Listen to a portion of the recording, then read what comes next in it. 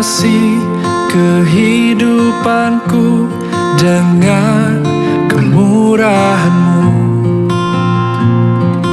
Kau rancangkan masa depanku penuh dengan harapan. Shalom saudaraku yang dikasihi oleh Tuhan. Kita jumpa kembali di awal pekan ini dalam persekutuan kita mendengarkan firman Tuhan. Untuk firman-Nya pada hari ini, pada hari Senin bahagia ini, kita mari satukan hati untuk berdoa, memohon kekuatan dari Tuhan. Kita berdoa.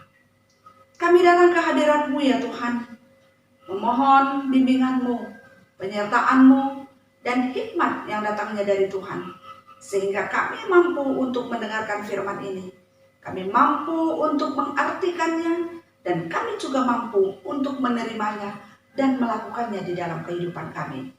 Biarlah setiap kami yang ada pada saat ini, ketika kami mendengarkan firman ini, sungguh-sungguh kami merasakan kehadiran Tuhan di dalam hati kami. Dalam nama Yesus kami berdoa. Amin. Saudaraku yang dikasihi oleh Tuhan, firman-Nya yang kita dengarkan pada hari ini terambil dari kitab 1 Samuel 28 ayat 5 sampai dengan ayat yang ke-6. Demikian bunyinya. Ketika Saul melihat tentara Filistin itu, maka takutlah ia dan hatinya sangat gemetar. Dan Saul bertanya kepada Tuhan, tetapi Tuhan tidak menjawab dia, baik dengan mimpi, baik dengan urim, baik dengan perantaraan para nabi. Saudaraku yang dikasihi oleh Tuhan, di dalam buku Intisari Kitab Pengkhotbah mengatakan, walaupun aku orang yang paling miskin, walau aku orang yang paling jelek, walau aku orang yang paling tidak dihargai di dunia ini, tapi kalau itu adalah kehendak Tuhan, aku adalah orang yang paling bahagia. Saudaraku yang dikasihi oleh Tuhan, apakah kita mau mengaminkan kalimat ini dalam hidup kita? Apakah kita bisa menerima kalau kita orang yang paling tidak ada harganya, artinya dalam hidup ini di hadapan manusia? Apakah kita masih merasa bahagia dalam hidup kita? Saudaraku yang dikasihi oleh Tuhan, sehubungan dengan apa nats yang kita baca pada hari ini, bagaimana pengalaman Raja Saul di dalam kehidupannya. Semakin hari dia merasakan tidak ada kedamaian, yang ada adalah ketakutan dan kegelisahan. Sehingga nats yang kita baca ini menunjukkan bagaimana takutnya dia ketika mendengar bahwa tentara Filistin sudah ada di tengah-tengah negaranya, di tengah-tengah wilayahnya. Dia sangat ketakutan dan dia sangat gemetar karena itu. Oleh karena itu, dia menyebut nama Tuhan, meminta petunjuk dari Tuhan. Tapi Tuhan sudah mengatakan sebelumnya bahwa roh Tuhan sudah meninggalkan dia. Sehingga apa yang terjadi, maka ketika dia memanggil Tuhan, ketika dia bertanya kepada Tuhan, Tuhan tidak menjawab dia lagi. Melalui apapun Tuhan tidak menjawab dia. Baik dengan mimpi, baik dengan urim, baik dengan perantaraan para nabi. Itulah yang terjadi dalam diri Raja Saul. Bisa kita bayangkan bagaimana situasi Raja Saul pada saat ini. Ketika dia tidak lagi dipelihara oleh Tuhan, dia tidak lagi merasakan kasih Tuhan, dan sudah tertutup pintu kasih Tuhan untuk dia di dalam hidupnya, maka tidak ada lagi rasa damai, tidak ada ketenangan, yang ada hanya ketakutan. Damai dan ketenangan sudah jauh dari dalam hidupnya. Yang dekat dengan dia adalah ketakutan, gelisah, karena dia terus memelihara pada saat ini. Dia terus memelihara dalam hidupnya kebencian, kemarahan, sakit hati, kecemburuan, rasa marah yang berlebihan, dan termasuk mereka-reka kejahatan yang mau dia lakukan terhadap Daud.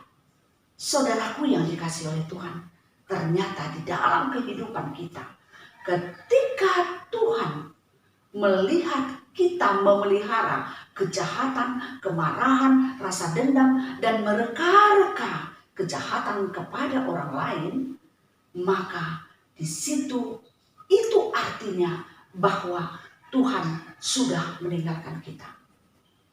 Dan kejahatan yang ada dalam diri kita, yang menguasai kehidupan kita, yang membuat hilanglah rasa damai, hilang ketenangan, jauh rasa damai dan ketenangan dalam diri kita. Saudaraku yang dikasihi oleh Tuhan, belajar dari pengalaman Raja Saul. Marilah di dalam kehidupan kita, kita mencoba untuk menerima kehidupan, baik apa yang dilakukan orang lain terhadap kita, baik situasi kehidupan kita yang kadang-kadang menyakitkan dan tidak menyenangkan. Mari kita datang kepada Tuhan. Biarlah harapan kita, hati kita tertuju kepada kasih Tuhan, tidak tertuju kepada derita kita. Sehingga apa yang bisa kita maknai dari semua yang terjadi dalam hidup kita, apapun yang terjadi dalam hidup kita, penderitaan apapun yang terjadi, kesulitan apapun yang terjadi di dalam hidup kita, kita harus bisa bersyukur, berterima kasih, bangga kalau kita masih dikasihi oleh Tuhan. Penderitaan kita, persoalan kita tidak seberapa dibandingkan dengan kasih Tuhan yang begitu besar.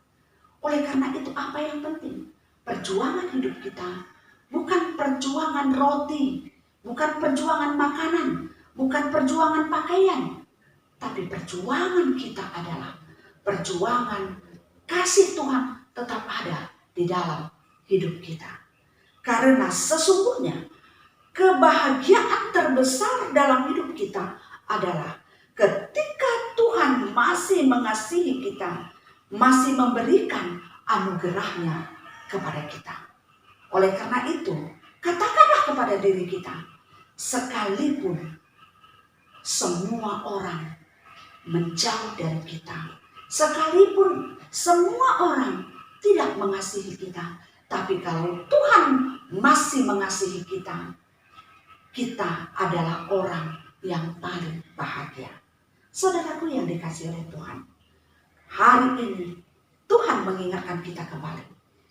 Jangan berfokus kepada penderitaan, tapi fokuslah kepada kasih Tuhan yang selalu ada di dalam hidup kita. Karena Tuhan ada untuk kita, berkat-Nya senantiasa menjadi kekuatan kita. Oleh karena itu, ketika kita memanggil nama Tuhan, masih ada rasa damai. Ketika kita dalam kesulitan, masih ada ketenangan. Itu artinya bahwa Tuhan masih ada dalam hidup kita. Tuhan masih mengasihi kita. Oleh karena itu, bersyukurlah. Demikianlah firman Tuhan yang kita dengarkan pada hari ini. Tuhan memberkati kita. Kita berdoa. Kami bersyukur ya Tuhan untuk firman-Mu yang kami dengarkan. Firman yang mengingatkan kami bahwa kami bersyukur dan harus berbangga jikalau kami masih mendapatkan belas kasihan-Mu. Walaupun begitu banyak persoalan, banyak penderitaan, banyak rasa sakit yang kami rasakan di dalam hidup kami. Tapi setelah kita, Tuhan masih mengasihi kami. Kami masih merasakan damai di hati kami ketika kami berseru kepada Tuhan. Kami masih merasakan ketenangan ketika kami berdoa kepada Tuhan. Kami masih mampu merasakan dan bertahan dalam kesulitan kehidupan kami. Itu artinya bahwa Tuhan masih ada dalam hidup kami dan mengasihi kami. Dan itu yang harus kami syukuri. Terima kasih ya Tuhan untuk firman ini yang sungguh menguatkan kami. Dan pada saat ini juga kami berdoa untuk kehidupan kami semuanya. Tuhan mengenal kami satu persatu. Tuhan tahu apa yang ada dalam hati kami yang paling dalam. Tuhan tahu kebahagiaan kami. Dan Tuhan juga tahu penderitaan kami. Tuhan tahu persoalan kehidupan kami. Kami percaya ya Tuhan, dalam setiap situasi yang kami rasakan, Kami yakin, kami tahu bahwa kasih Tuhan adalah yang terpenting di dalam kehidupan kami. Sehingga dalam setiap situasi yang tidak menyukakan hati kami selalu mencari Tuhan. Tuhan, biarlah hidup kami selalu ada di dalam doa, selalu ada di dalam penantian dan anugerah yang datangnya dari Tuhan. Dan pada saat ini kami mengingat tentang anak-anak kami. Kami berdoa untuk mereka ya Tuhan. Kerinduan kami, semua anak-anak kami boleh menjadi anak yang takut akan Tuhan. Boleh menjadi generasi penerus yang baik. Boleh menjadi kebanggaan. Boleh disayangi banyak orang dan juga disayangi oleh Tuhan.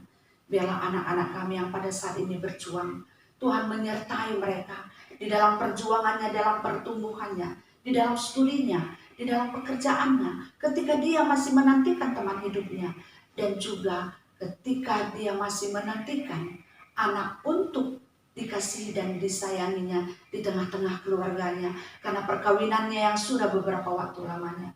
Tuhan, kami mohon semua saudara-saudara kami, semua anak-anak kami ini boleh tetap mendapatkan belas kasih Tuhan. Dan juga kami berdoa untuk orang yang bermasalah pada saat ini. Bermasalah karena persoalan kehidupannya, bermasalah karena kesehatannya, bermasalah karena tantangan kehidupan yang dia rasakan. Tuhan, mari bantu mereka, Tuhan sembuhkan mereka, Tuhan tenangkan hatinya, Tuhan kuatkan imannya, sehingga melalui pertolongan Tuhan, mereka merasakan kasih Tuhan, mereka mendapat jalan keluar, mereka boleh tersenyum dan merasakan kebahagiaan dalam menjalani kehidupannya. Terima kasih ya Tuhan, berkati kami semua, berikan kesehatan, berikan sukacita dan damai sejahtera. Terlebih-lebih Tuhan berikan hikmat kepintaran dan kebijaksanaan bagi kami di dalam menjalani kehidupan ini. Di dalam nama Yesus kami berdoa. Amin. Saudaraku yang dikasihi oleh Tuhan, demikianlah firman Tuhan yang kita dengarkan pada hari ini. Kiranya damai sejahtera yang datangnya dari Tuhan, yang melampaui akal dan pikiran kamu, akan menyertai kamu dari sekarang sampai selama-lamanya. Amin. Salam sehat, tetap semangat. Tuhan memberkati kita.